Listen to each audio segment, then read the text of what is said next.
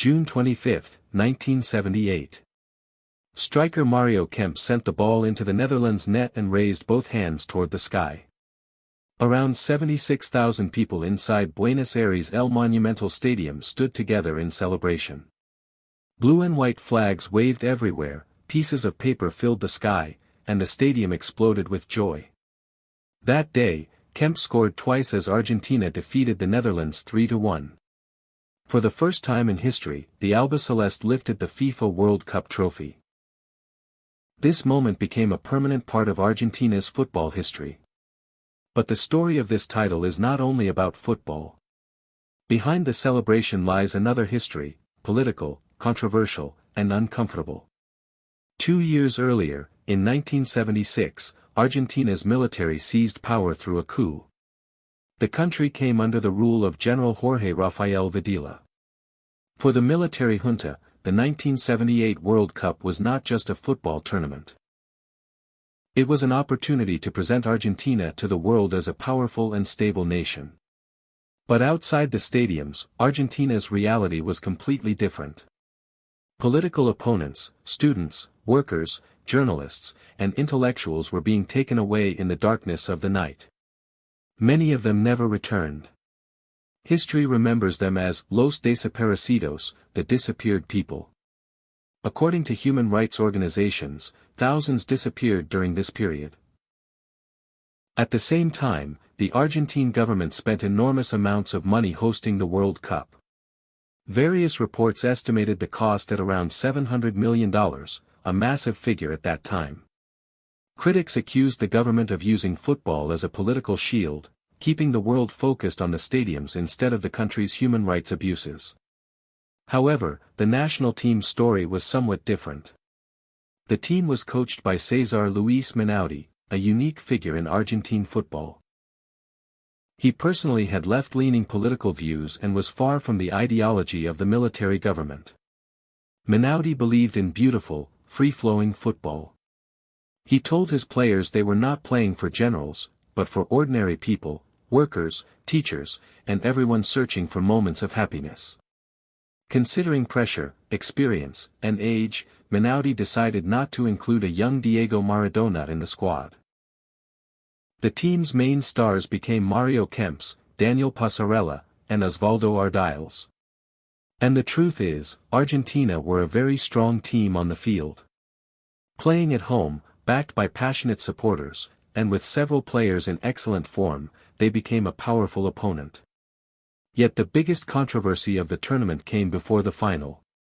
To reach the final, Argentina needed to defeat Peru by at least 4 goals, because Brazil had already finished their match with a better goal difference. Argentina won that match 6-0. The result immediately created controversy. Later, allegations emerged that there had been political negotiations between Argentina and Peru's military governments.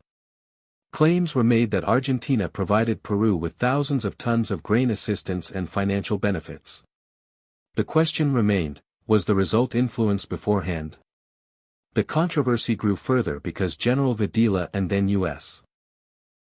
Secretary of State Henry Kissinger were reportedly present in Peru's dressing room before the match. Some Peruvian players later described the situation as unusual. Questions were also raised about Peruvian goalkeeper Ramon Quiroga's performance.